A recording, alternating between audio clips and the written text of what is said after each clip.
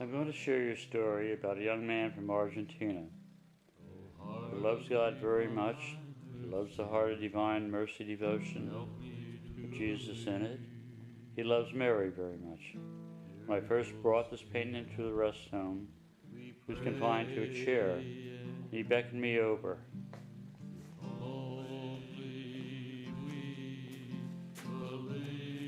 And he went like this, to bring the painting closer. I brought it over to him and lowered it to where he could see it. And he kissed the crucifix, Jesus.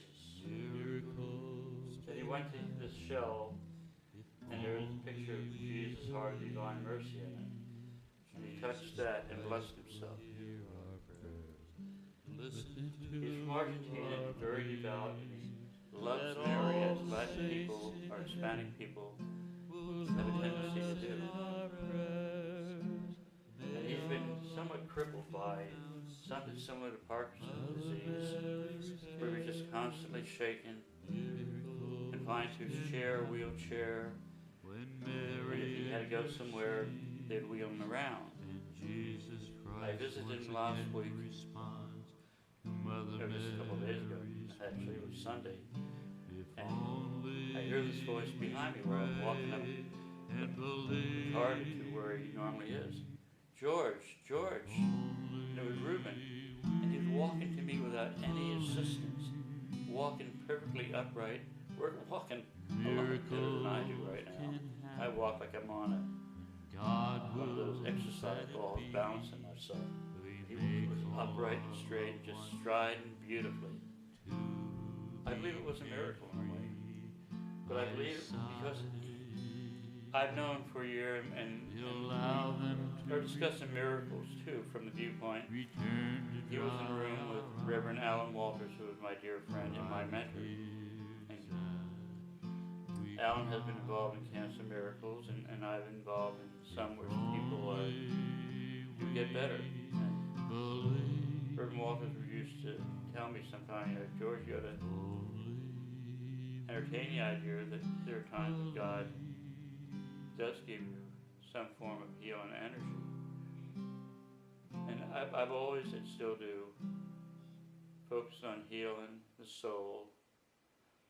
If the body follows, glory be to God. Heal the soul first. And to bring the joy that's found in loving Jesus.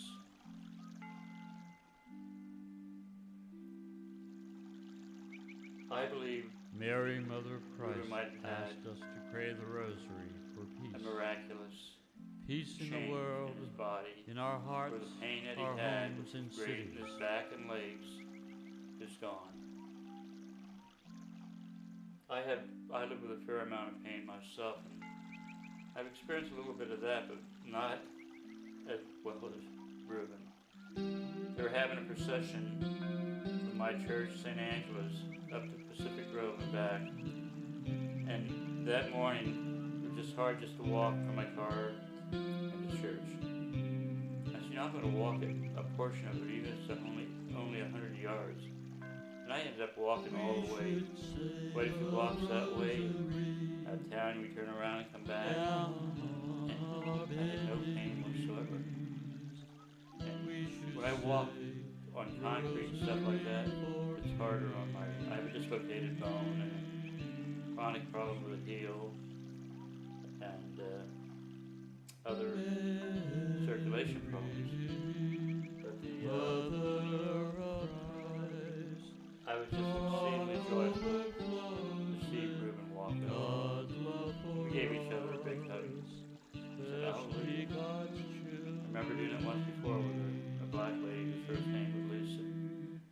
She had cancer, and I had some of my artwork and music for the fundraiser. I stopped by to see how she was doing. She said the cancer was gone. What'd you do for treatment? Nothing. Once again, we just held each other and said, Hallelujah. And for some reason, when I put my arms around Ruben and he around mine, it reminded me very much of embracing Lisa. But what we were embracing was the sense and presence of God in each other. We should all invite Jesus into our hearts and soul to Him. There's great joy when you have Him in your heart and you share that love with other people. And Ruben shares that love with other people too, just by his smile and manliness. I told him, now that you can walk so beautifully, and you know when you go by, God loves you. When we do our part, And they are evident of the great amount of problems we have walking this world. Now they're walking absolutely perfect. Better than most. May God continue to bless him and finish up the job as far as he still has some problems. But they're minimized at best.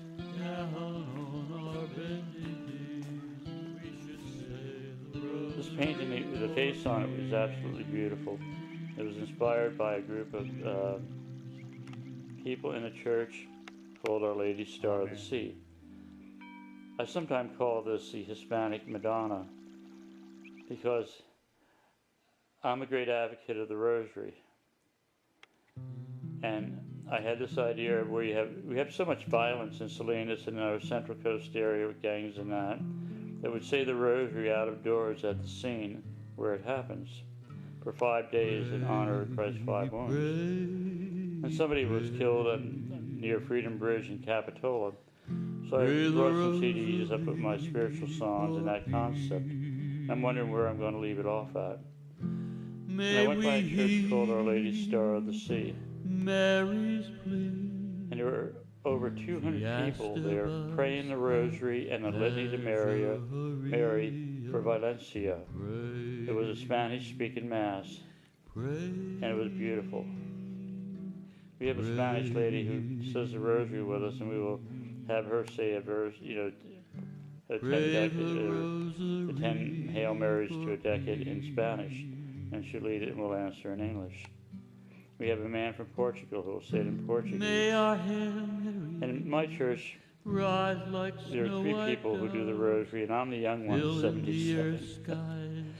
And it shouldn't be that way. And to see 200 people, it filled me with joy. And I dearly love Mary. And that's a gift handed down to me from my mother, who got it from her mother. And that's a Polish background too. The Polish people can be very spiritual in their own way. They love life and God, and Pope John Paul is a perfect example of that. In Mary's eyes, I suggest tears, but they're tears of joy when we make her happy, when we do what her Son commands, to love God and our neighbor as Jesus loves you. For peace, pray.